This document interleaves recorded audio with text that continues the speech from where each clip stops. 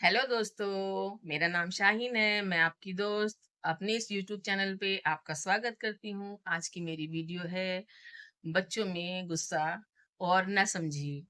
बच्चों में गुस्से की कुछ निशानियाँ मैं बताना चाहती हूँ ताकि जो भी पेरेंट्स देख रहे हैं उनके कुछ काम आ सके।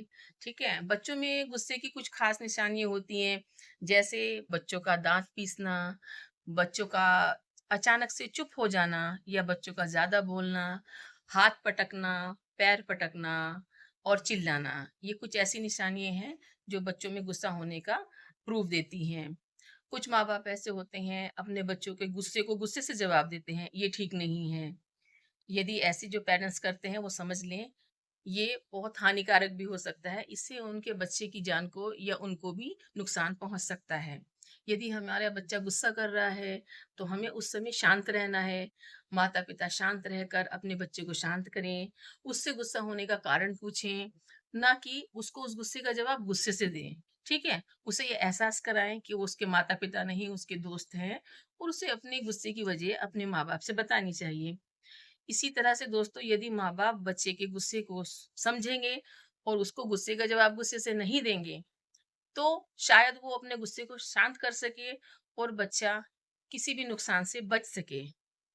दोस्तों एक एग्ज़ाम्पल देना चाहती हूँ, हाल ही में ऐसे ही एक गुस्से के कारण एक मासूम से बच्चे की जान चली गई, जिसने अभी तक अपनी दुनिया ही नहीं बसाई थी, जिसकी उम्र बढ़ रही थी, अपने उसके सपने बढ़ रहे थे। उम्र मात्र 18 साल। अचानक उस बच्चे को किसी कारण से क्यों गुस्सा आया? माता-पिता ने कुछ बोल दिया, पिता ने कुछ कह दिया, क्या किसी के पिता नहीं कहते, माता नहीं डाँटती हैं, माँ-बाप डाँट भी सकते हैं अपने बच्चों को, लेकिन उसको इतना गुस्सा था कि उसने अपने माँ-बाप की डाँट को उसने अपमान समझा और खुद ही अपनी जान ले ली। जाकर नहर में कूद गया और सुसाइड कर लिया और अपने आप को ख़त्म कर दिया। उसने ये नहीं सोचा कि उसके पीछे उसके माँ-बाप का क्या हाल होगा, उसका पूरा परिवार कैसा होगा दोस्तों। आज उसकी माँ दिन भर रोती है, दिन-रात रोती है और अपने बच्चे को याद करती है। आज उसका बच्चा इस दुनिया में नहीं है। यदि वो बच्चा अपने गुस्से पर काबू करता, तो हो सकता था वो किसी दोस्त के यहाँ जाकर बैठ जाता। हो सकता था वो किसी रिश्तेदार के यहाँ जाकर बैठ जाता और फिर वापस आ जाता। लेकिन वो हमेशा-हमेशा के लिए अपने गुस्से पर काबू ना करने की वजह से इस दुनिया को छोड़कर चला गया। अपने साथ अपने हज़ारों अरमान, सपने लेकर चला गया। आज उसकी माँ रोती है, बिलखती है, आँसू गिरते हैं हर टाइम, चेहरे पर उदासी है। अपने बच्चे को कभी नहीं भूल पाएगी वो माँ, अपने बच्चे को कभी नहीं भूल पाएगी।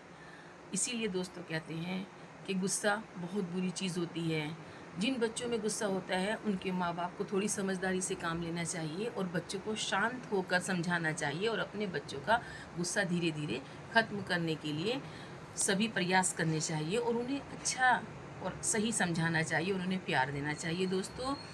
यदि बच्चों के गुस्से को माँ-बाप समझ पाएँ, तो शायद ये हादसे ना हों और बच्चे और माँ-बाप सेफ रहें, परिवार सुरक्षित रहें। मेरी ये वीडियो आपको कैसी लगी? अगली वीडियो में फिर मैं एक नए सुझाव के साथ आऊँगी। आपसे रिक्वेस्ट है मुझे अगली वीडियो के लिए लाइक करें, शेयर करें, सब्सक्राइब करें, मेरे चैनल को बेल आइकन दबाना ना भूलें।